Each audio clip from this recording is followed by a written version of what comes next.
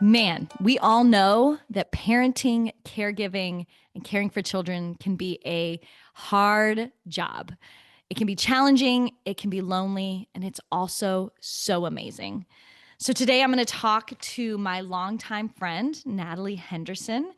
Natalie is a public health educator, behavioral health strategist, and a parent advocate with over a decade of experience working at the intersection of mental health, education, and equity. She began her career at ChildBuilders, where she helped us design curriculum, go and train teachers and counselors, the amazing curriculum. And it was a joy getting to see her every day. And I knew when we started doing podcasts that she was going to be an amazing guest, and she definitely was. So, about 8 years ago, Natalie embarked on a new journey of figuring out neurodiversity. She has since gone on a journey for herself and with her son of figuring out how to thrive and what neurodiversity looks like, what it means. So today we are going to dive into some of these subjects. We're going to talk about ADHD, being twice exceptional, and how finding support and your people, your community can change everything. Natalie is going to talk through some practical tools such as sleeping, exercising, and she gives us great resources such as books and podcasts on the subject and just talks so candidly about her own experience. It was a lovely interview. I learned so much honestly, about myself. It reminded me to give myself grace and compassion in the midst of parenting. And I hope you enjoy it too. This is a beautiful life and a beautiful journey. So grab a cup of coffee or get on the road or exercise as you listen. And we hope you enjoy the show. So I am here today with Natalie Henderson, really, really good friend. Hi, Natalie. Hi. I'm so excited to talk to you. I brought this up a couple of months ago, and her first initial reaction was, no, I will not do this. And I wore her down. Thanks for having me. Thanks for Yes. convincing me to do this. Yes. So originally we talked about some topics, and Mhm. the one that stuck out to me and the one that you seemed most passionate about was talking about neurodiversity. But before we get there, so since you worked at ChildBuilders with me close to 10 years ago at this point, 8 years ago, and what have you Mhm. been up to since those days? Well, yeah, as you know, we moved to Boulder. I've been working in a lot of different capacities. I worked for the University of Colorado Boulder for a little bit. I would say actually since Child Builders, I did violence prevention for quite some time, and then moved over slowly into the private sector doing education. And currently, I am starting my own consulting business. It's so exciting. I love it. So what do you Yes. do in consulting, businesses or schools or both? It would be actually just businesses. The goal actually isn't related to anything violence prevention or, public health per se, which is my background. It's more in team functioning and really helping them to identify goals, roles and responsibilities, policies, procedures, practices, and interpersonal skills. So my goal would be that like people show up happy to work because they know why they're there, they know what the goal is, they know their role. Um, they know how people should be interacting in a healthy, safe way. So let's start with just kind of a definition. How do Mhm. you define neurodiversity in your own words? Yeah, so when you ask that question, it's interesting because I think it's just like how a person's brain works, but for neurodivergent people, it just works a little bit differently than the Mhm. norm. Yeah. I was listening to something and they were talking about it's kind of to like how that person perceives the world or sees the Mhm. world. With all the people I've been encountered in my life, it's almost like what is neurotypical? Right, Because I think we have this totally. idea of what normal is, but it's like, what does that actually mean? And I think the more we learn about neurodivergence, there's this idea that autism has really become this big thing and it wasn't diagnosed before. And it's like, well, no, it's just that now the criteria has changed and all those people who are not obviously autistic, like, it used to be the criteria was a person who didn't smile, who couldn't make eye contact, who really had trouble communicating. And now that's not the case for being on the spectrum.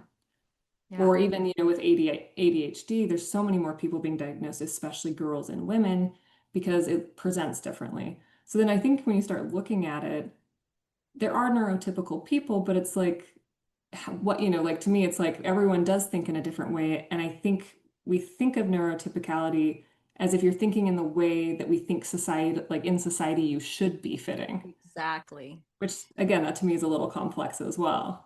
And maybe some of us are just better at hiding, or we've been Hmm. told something's supposed to look away a certain way, so we do it. Definitely. Even, yeah.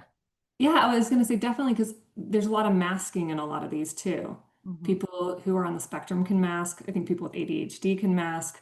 And so it's not always obvious until I think you reach a point, and I'll talk about my experience as we continue this conversation, but I just masked for so long with my ADHD that I didn't even realize I had it until I started going through my journey with my child and being Yeah. like, wait, a lot of these things are showing up in my life. And I think also because, getting into my 40s, the strategies and the masking I was doing wasn't working anymore. Mm. And so it was getting more overwhelming because I was like, oh, wait, I've been holding this together for so long. And my brain, I think at that point was just like, I can't keep doing this the way that I'm Yeah. doing this. I think sometimes when you're successful and things have been, Hmm. in life have been working, it's easy to just be like, well, maybe I just get distracted more. You don't really think there's a something maybe different, that you're perceiving something different, and maybe that's okay, you know? Exactly. Yeah. Yeah. Yeah. That made me think too, I think there was a lot of points in my life where I was like, I don't think this is the same thing that's happening with the peers around me. But then it's just like there's this thing where it's like, oh, it's just me. And there's Right. this kind of loneliness and isolation of that. Um, that you just think, oh, I just am not understanding this thing. It must be just how my brain is working, but not thinking like, oh, this might be neurodivergence, especially at the Right. time because it wasn't that common. To Or me, that just being someone like, oh, else, I'm just not as smart as everyone else because I right. can't get this thing that everyone else is getting. Absolutely. And I love how you said, like, sometimes in society we've been told to look a certain way and we do it. Hmm. And we've talked a lot about that on this podcast. In parenting, it's like that too. And we're going to get into this with both topics combining, which I'm excited. Hmm. But it's kind of like there's no right parenting way, and Yeah. there's no right way to think or learn or act, right? And it's just been sort of like what we've been told, and we try our best. Exactly. And then each child, right, is even within a family, if you have multiple children, they probably need to be parented a little bit differently based on their needs and just how they are or how they perceive the world. Like, I Absolutely. think before I had a child, I never thought I'd be the type of parent that I am, or like, and not like a good or bad, just like I just thought I had this idea of what it would look like having my own family and how things would play out. And I've had to, again, unlearn so much of that where it's like, well, learning about my neurodivergence, but also, like I said, with my child's neurodivergence, being like, oh yeah, this is not going to work. I can't put some of these expectations on him Yeah. because that just, it's not how he can be in the world. Yeah. Totally. Well, can you speak a little bit more to that? So where, I guess, did your journey kind of start? How has it progressed with parenting, with your own journey? Let's chat about that. Yeah, so I mean, it first probably started, my niece was diagnosed as autistic, and I think working in schools like we did, like you're aware that not all children are neurotypical, and I think especially that was a few years before I had my own child. Like I think the world was already starting to be like more aware of neurodivergence, so it's like always been on my radar. I wouldn't say that I was like I didn't know about it until my own child, but I think once I had my kiddo. And he was really starting to show signs of struggling in when he was 2.5. Just much, and I wouldn't say struggling in the sense like obviously he's not in school yet. He's at home in daycare, but his responses to things were so much bigger than a typical child's. And that's where it's like I think the neurotypical kind of shows. It's like, how's your child responding to things? Are they super withdrawn? Are they super aggressive? And my kiddo on his end was getting very big with his feelings. And that's when we started feeling as parents like, okay, is it something we've done?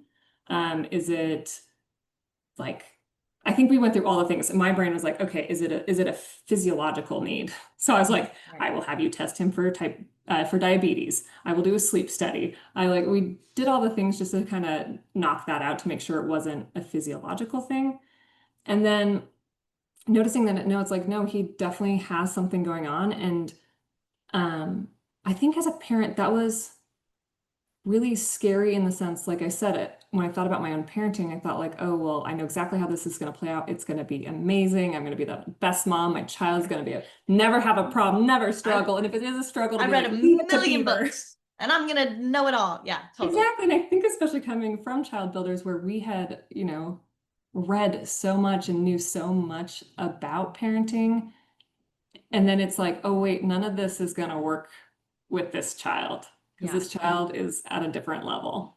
And so with our journey, we then, I will say, because I think for a lot of people who've gone through this or are starting to go through this, it's very lonely.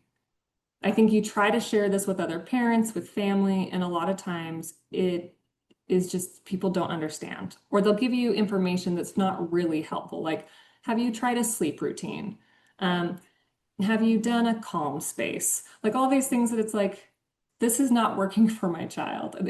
It's farther, it's bigger than this. Um, and a lot of times people didn't really want to hear the extent of it or how hard it was. So again, it felt very, very lonely.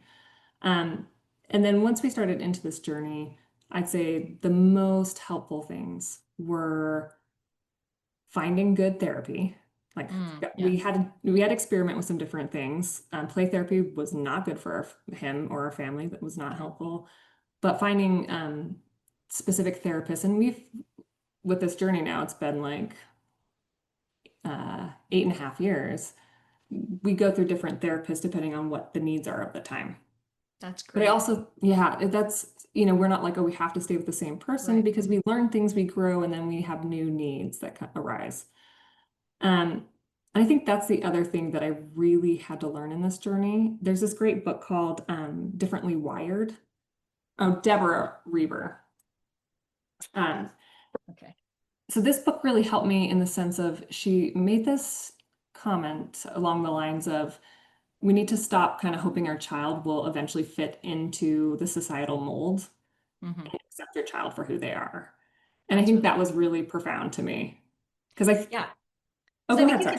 you can discipline and you can try to make it fit a certain way, and maybe that would work. But is that really, if we're really saying the heart of what we want is to know our child and have them seen and heard and have that Mhm. empathy and connection, then maybe just disciplining till they look like they're doing everything right isn't the answer. Exactly. Yeah. And it like even like for us, it was beyond just at home. It was, in preschool or daycare, they were like, we can't accommodate your child full days. It's too much for us.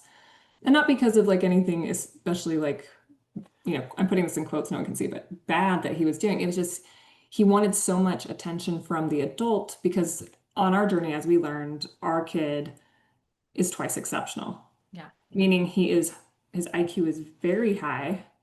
But as we discovered later, which we were always kind of looking for, he has, anxiety and ADHD. Yeah. The ADHD came later, but we realized like because of this high intelligence, he just wanted to have like a one-on-one conversation constantly at this high level with his, daycare teacher, which she couldn't do because she had 20, like 20 other kids Right. in the class. And then would he get upset when it didn't meet his expectation?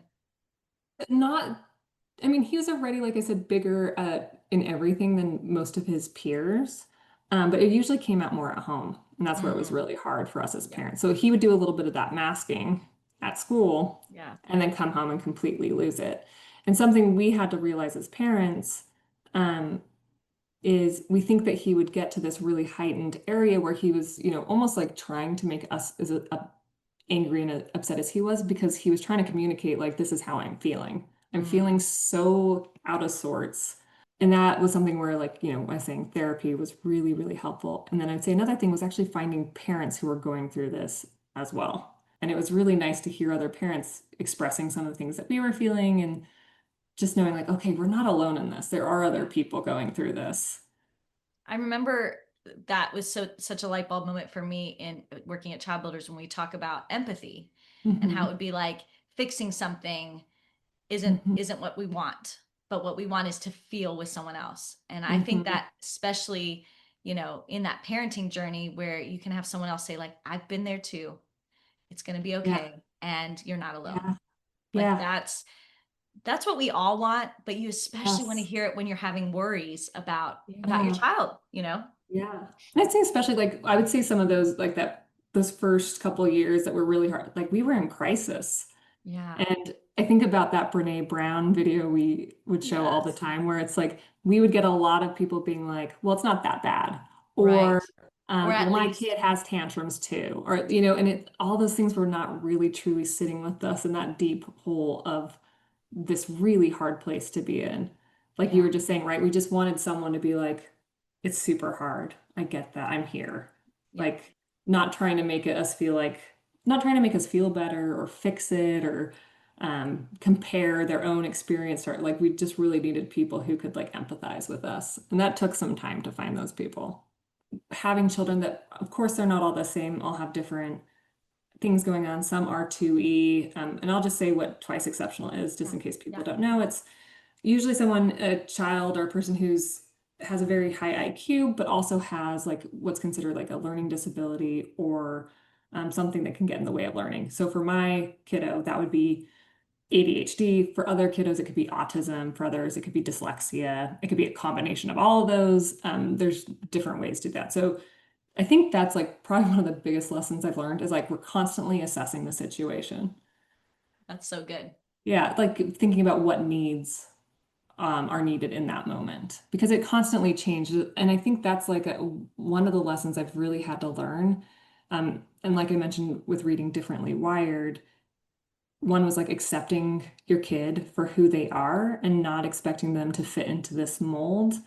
Um, and also knowing like, well, that's going to mean you need to like be paying attention a lot. So like Mm. every year at school, we never say like, oh, we used to think like, oh, this is the year we'll have no issues. Everything's gonna We be have fine. solved it all. He's Yes. grown, matured, and it's like, well, because he's, who he is and he's twice exceptional and with different components going on, like that's not the case. And every year we assess now, one, should this kid go to like a school? Is it better to homeschool this year? Mhm. What type of school would be good? And we're constantly even reassessing that during the school year, trying to Right. decide what is best. And we base it a lot on like where his self-esteem is. Mm. Because especially as a kid who has ADHD, by the time they're 10, they're going to receive more negative remarks and statements. It's like something like 20,000 more than their peers Wow. who are neurotypical, Wow. which, as you can imagine, like leads to a lot of shame and Absolutely. self-critical thinking and like lower self-esteem. Yeah. And And our again, to kiddo that. is past the 10 years stage. So, I'm like, we've seen it. And we know that, the more it takes more positive just to negate Hmm. those negative, and all of us are dealing with self-esteem and are we worthy and are we good Hmm. enough, and let alone a kid who, you know, is hearing that much negative. It's just it's critical with our kids, especially that's when they're learning and they're developing themselves and a sense of who they are, to not hear, wow, that's great, 20,000 more negative comments than a Yeah. neurotypical child. That's That's crazy, heartbreaking. right? Yeah. I know it's super sad. And I'll be honest, like I think we see that like and even catching ourselves as parents, like Mhm. giving like, oh wow, like because these kids can be really challenging. And I do want to say this though, it's like I know that when my kiddo grows up, he's gonna be fine as an adult. So Right. he's a kid that's very assertive, he's strong-willed, questions everything, curious, very intelligent. Um, uh, but I think the way our society, especially American society, thinks about kids is we don't typically love kids like this. I think we say we kind of do, but we don't. Like in schools, this is the kid that is going to question everything and really push the teacher, and the Yeah. teacher will get frustrated, which we've seen and which they have said to our child is like, I said so, I'm the adult, you have to listen to me. Where again, my child will be like, That's not good enough. Now I'm not going Why do to. I have Yeah. why do I have to listen to an adult just because you're an adult? Right. Where he's like, but you could say something that's wrong or harmful or not true, which Yeah. is also accurate, but it's like, and I get it as this child's parent, it can be very exhausting. Yeah. Sometimes you're like, just please, just do what I'm saying. But like you Please. were saying, you can find those special people and the special moments where it's like, this teacher gets it, like Yeah.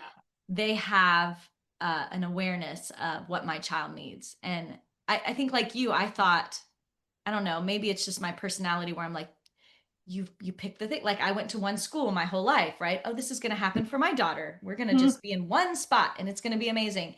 And we have Yeah. literally, besides her first 2 years of school, she's done something different every year. Yeah. And I've just kind of had to be like, I've given up Hmm. my perfectionistic ideas and I go, Hmm. no, we're going to take it one step at a time. And if this isn't working for us as a family, it's okay to say, let's try something else. Let's homeschool Yes. or try a different Yes. school. We had to always figure out what was going to work best for him in those moments. Yeah. And I think that part of it too is like, I think with typical schooling, so there can be some great teachers along the way, and then there can be some things that are a little bit harmful. So we, in one case, we took our kiddo out of school because it wasn't a safe place for him to be for who he was with his neurodivergence, but also there was just like some bullying going on. So it's like, so physical safety was actually Mm. a concern. And we figured it out and realizing it's like this, I think that year that happened, I really had to figure out how to advocate better for my child. Mm. I think there's this part of me, like you're saying, Priscilla, like the perfectionists, the people pleasing, where it's like you hear what your kid's saying, you hear what the school's saying, and you're trying to, like, for me, I'm always trying to come to this happy medium, like, how can we all work together? And there's moments where it's like, well, I'm sorry, this just is not working for my child, and I need to protect my child. Yeah. Um, and those moments can be harder for me. And also, like, like I think the way that I was raised and the way that I like, I was so always wanting to fit within the norms of society. Mhm. And I don't think I saw how kind of harmful that can be to even like Yeah. my growth. But I think in that moment with my kiddo, it was like, oh, wait, no, what's happening here is going to like dim this kid's abilities, which I think can happen honestly in a lot of schools where it's like the way kids learn, what they're asking of kids, how they want them to behave. It can really kind of crush that creativity, curiosity, and innovativeness that we want adults to actually have to help us fix the world's problems. Exactly. I like how you said you're constantly assessing and Mhm. reassessing. A few weeks ago, we talked to Deborah Farmer Chris, and you would love her book. It's called Raising Awe Seekers. And Mhm. she used this term, radical curiosity with our kids, Yes. Yes. that they're always changing. And I loved that in that sense of, well, maybe yesterday they liked this, today they like something Mhm. different.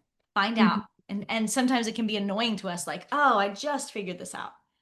And now I'm Yes. starting over. But if we did that as parents, how much better would we know our kids and know what they need in those different situations? Yeah, that made me think of two things. One is like I like that radical curiosity because that's something we've been really working on in our house is getting to the why Mhm. behind the behavior. And I know a lot of folks talk about this in different books, but I think we forget it sometimes. It's Yes. easy to forget.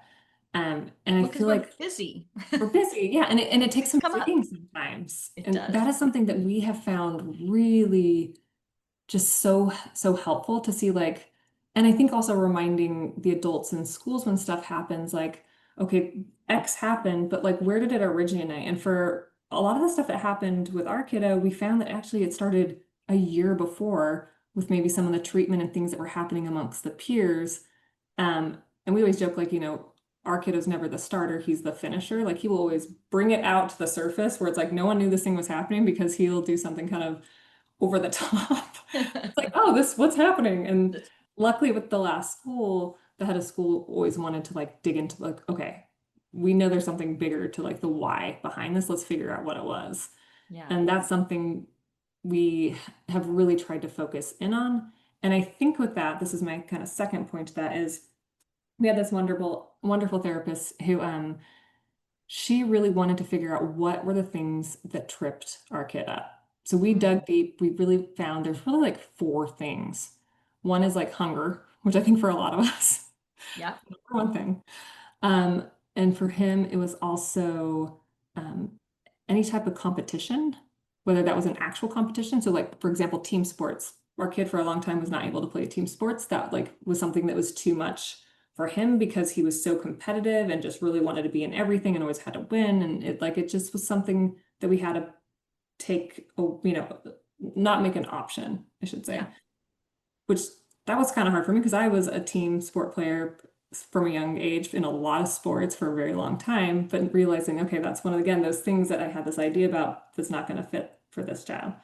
Another one was his sense of justice. And this is actually quite common for people with twice exceptionality, is this fairness. Everything has to be fair.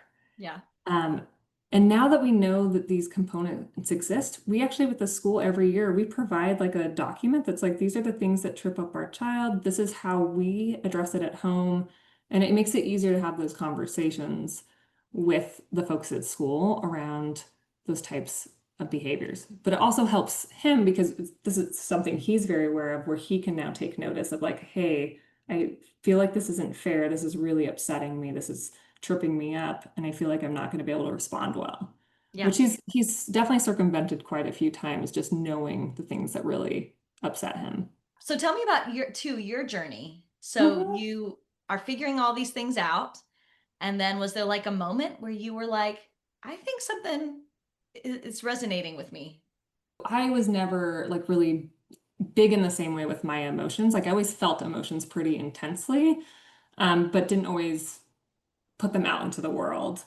I was always kind of like the Energizer Bunny, and be at soccer practice and just like, actually playing a physical sport, but like still have tons of energy afterwards. And even at practice, my coaches would be like, "Did you have like a lot of sugar? Like what's going on?" And I'm like, "No, this is So just you held me." it in all I day. hold it in all day at school, Yeah. and I think that's something.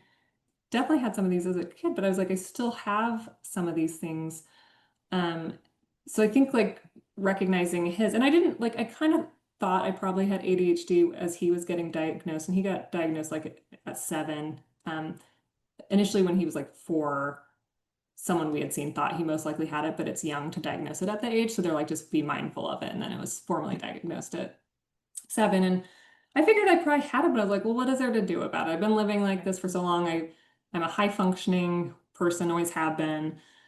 And it wasn't until a few years ago where I was like, I actually am not functioning as well. This is for someone who has ADHD, and I'll speak specifically for myself. My brain always just felt like it was buzzing. I always like every thought, and I'm sure you probably like everyone I worked with, and like it's like, yeah, of course you have ADHD. It's like a thought comes into my mind, I have to say it. Like I'll walk into someone's office and just like not even say hello sometimes and just be like, I need this thing It's just because a it's on my thing. brain. And I've learned to mask that like over time, like in school. So and this is what I'll say too for, my kiddo being twice exceptional.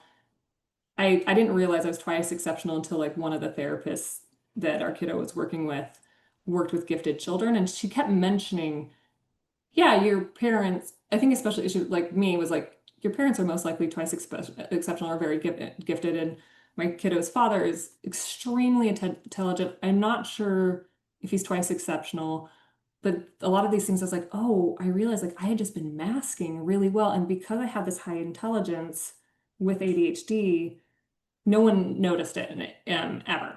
Yeah. Really. Like, I mean, people might think like, oh, she might have a little bit of ADHD, but it wasn't like I struggled in school. I got straight A's. Um, but something that I noticed, which is very typical for twice exceptional folks, is I did really well in high school. And once I hit college, my first semester of college, I was on the struggle bus. Mm. Like I was taking all these advanced classes and I thought like, oh, I'll take 18 credits because high school wasn't that hard So for me. easy. Like Yeah. this will be fine. And realizing like, oh my gosh, I realized I never learned how to study Hmm. and that I could pass pretty easily until I reached a level where I couldn't do that anymore, where I couldn't just recognize stuff and like make something up about it, or like just, Right. take a multiple choice test and figure it out from the options. And I think a lot of twice exceptional folks, that's what they can do until some of them, it's when they reach middle school, some it's high school, some it's college, and some it's even grad school, Wow. right? Or, like it can be at different levels and times. So with my like following my kiddos' journey and reading all these new books, I'd read all these parenting books while I was at ChildBuilders and beyond, especially when I had my own child. And then when we really started diving into these neurodivergent books, I was like, oh, especially the therapist that our kiddo had written a book. I read it and actually decided, oh, like, oh, this woman's based in Boulder. Of course, I'm going to call her and say she'll be our therapist. But the book felt like it was written about us.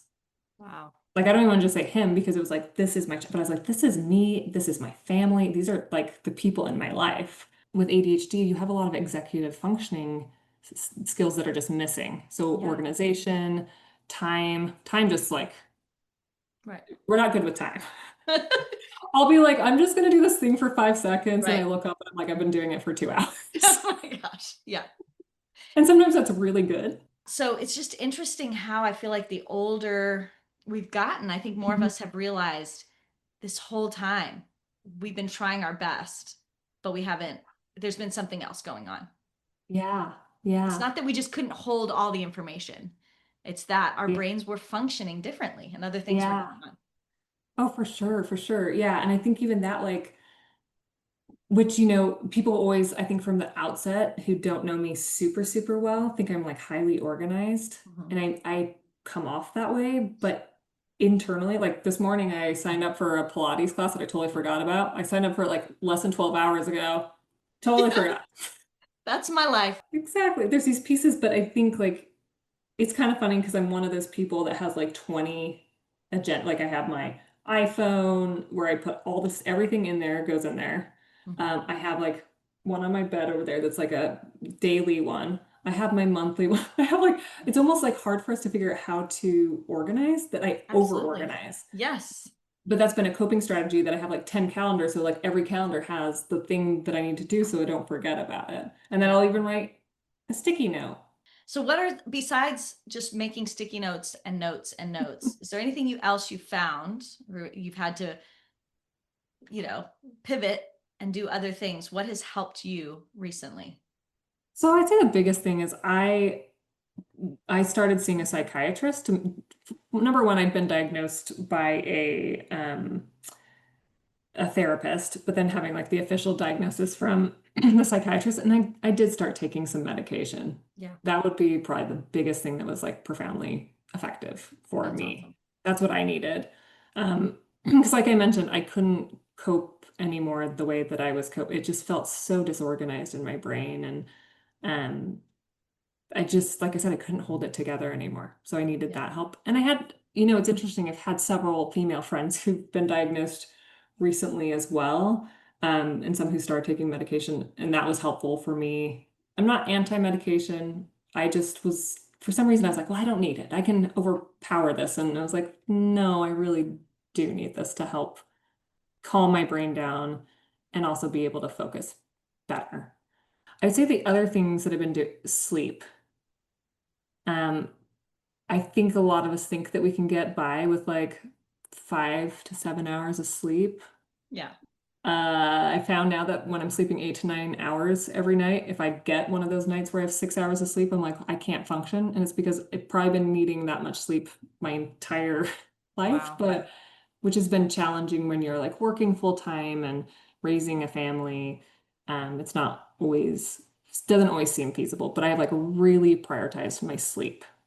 That That's has awesome. really been helpful as well. And then I would say the other thing, um, eating healthy.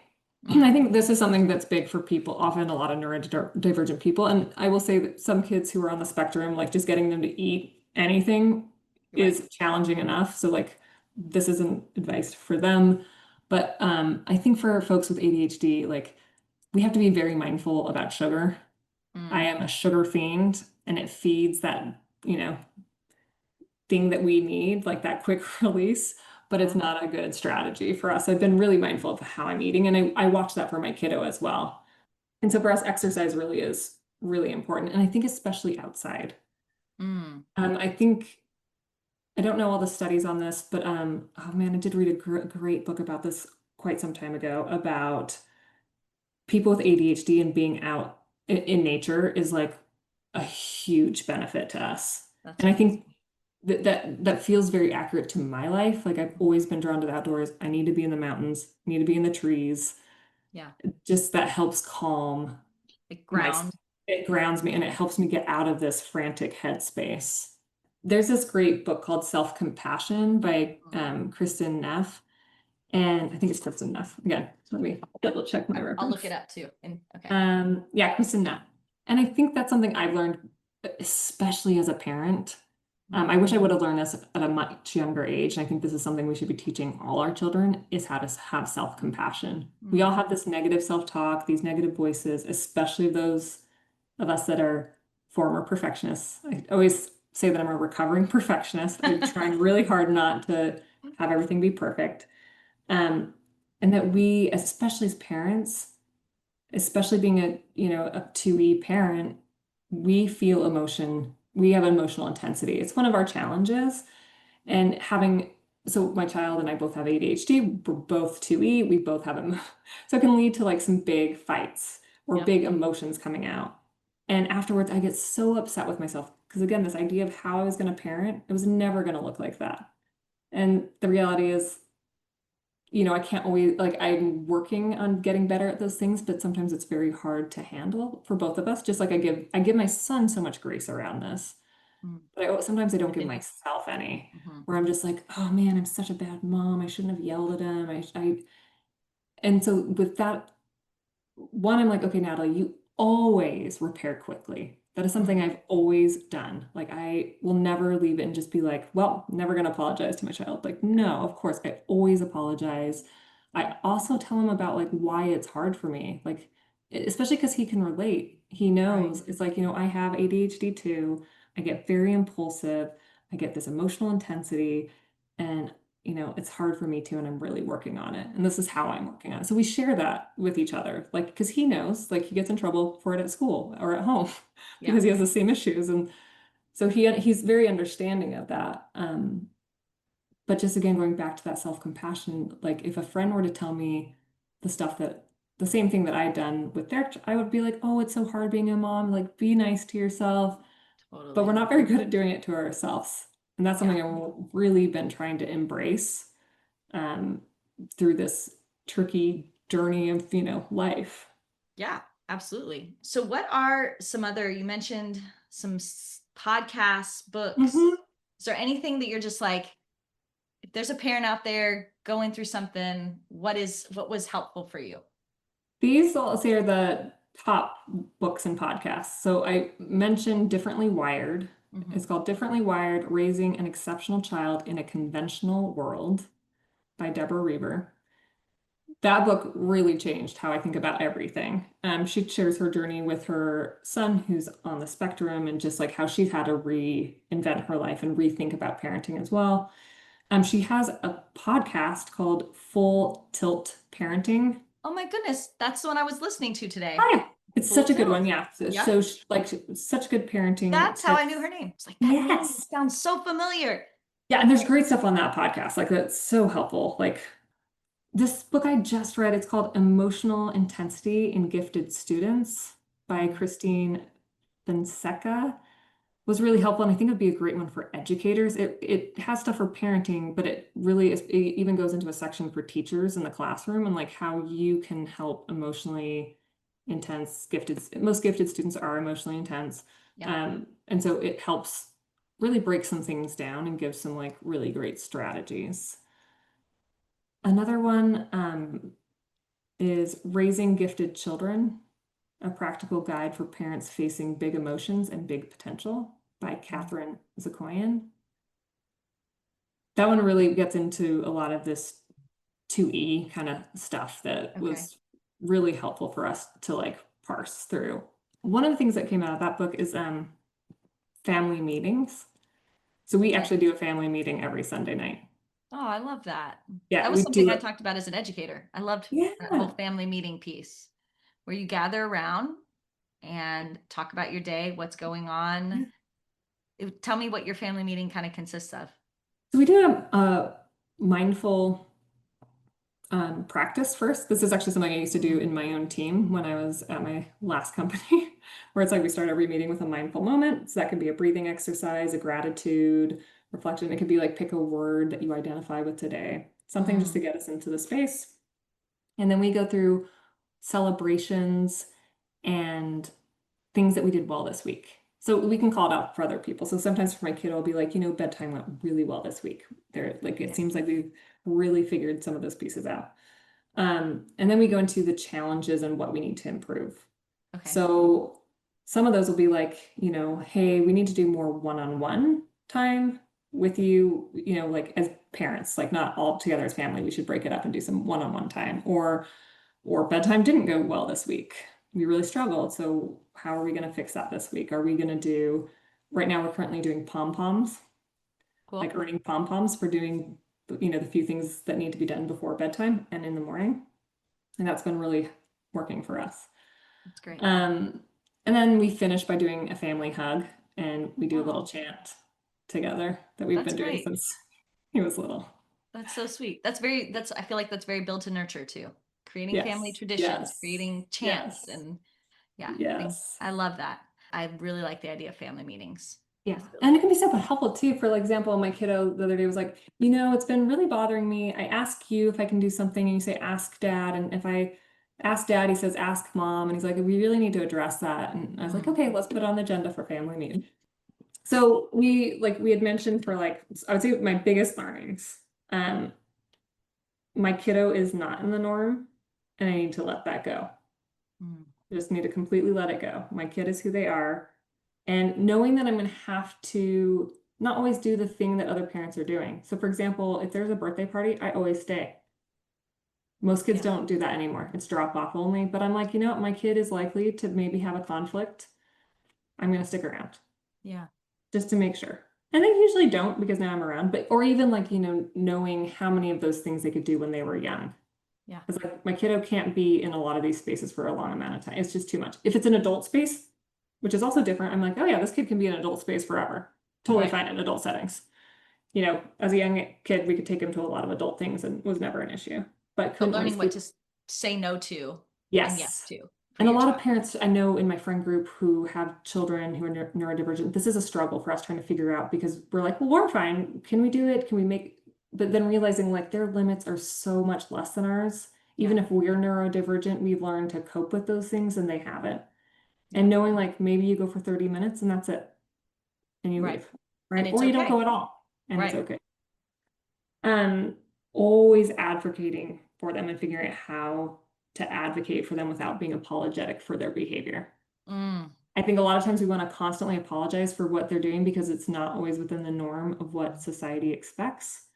Yeah. But I think that doesn't really render that great either. It's like, this is who they are. Yes, if they've caused harm or impacted someone in some way, there needs to be some repair or amends made, but not just going into it assuming. And another thing with friendships is a lot of times for these types of kiddos that are neurodivergent, it can be hard to make friends, especially as they start getting older. You really start to see that play out, and they're smart. They know they're not getting invited to the birthday parties. They know they're not being invited to the other play dates. So when they do have people who seem to bond with them, really making the effort to make those play dates. And that's something we haven't always been great about. But I'm like, oh yeah, they love this kiddo. They get along great. Parents love them hanging out. I need to make those play dates happen. Yeah.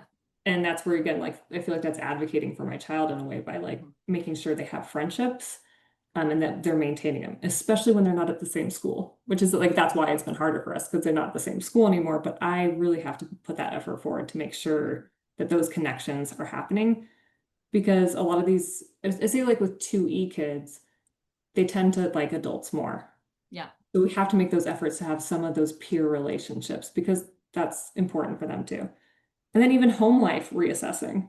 What's happening in home life? Is this working? What's not working?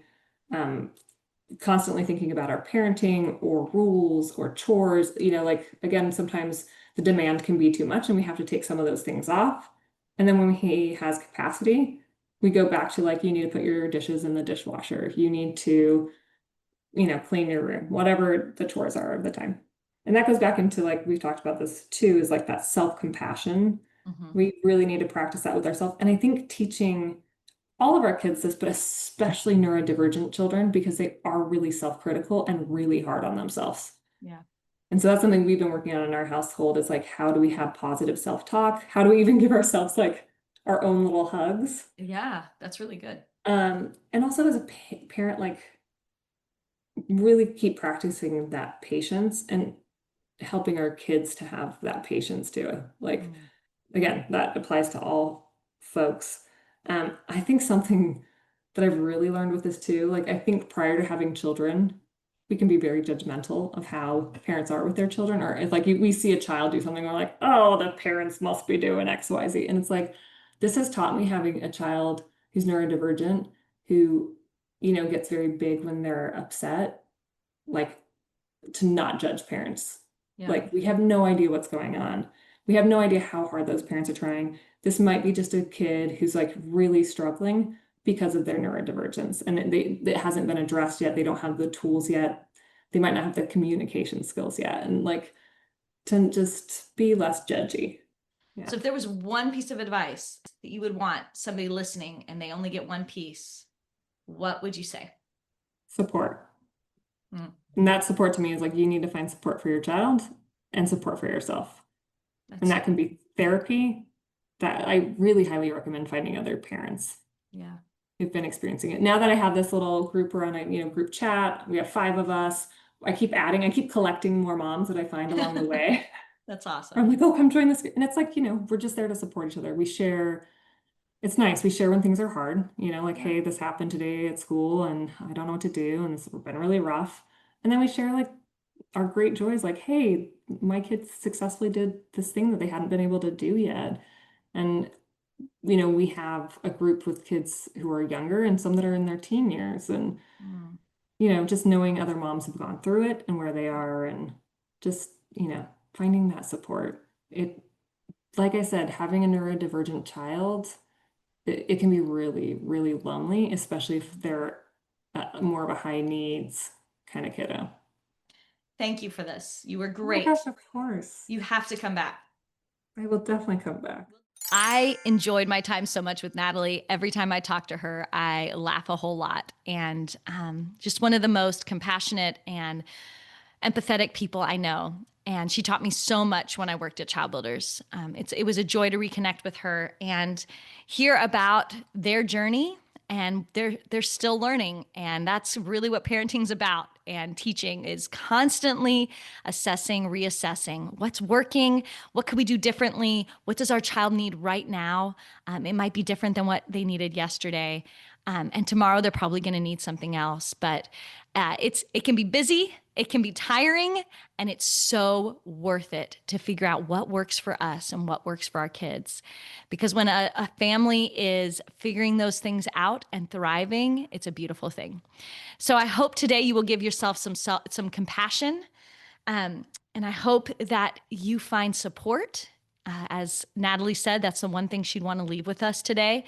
No matter where you are in this journey, it always feels good to find people who can say, I've been there too, and I will walk with you through it. So I hope that this has been eye-opening, and I'm hoping we can have another conversation about this in the fall. I would love to dive deeper into autism, ADHD, twice exceptionality, and some other really, really great subjects like that. Please leave us comments. And this is going to be our last show for about a month and a half. We're going to take a break. And so we will see you soon as school is beginning again with many more topics. I hope you have a great, great day. Please subscribe, comment, let us know what you'd love to hear more of and what your questions and thoughts are. I hope you have a wonderful day. And until next time, stand strong, stay safe. Bye.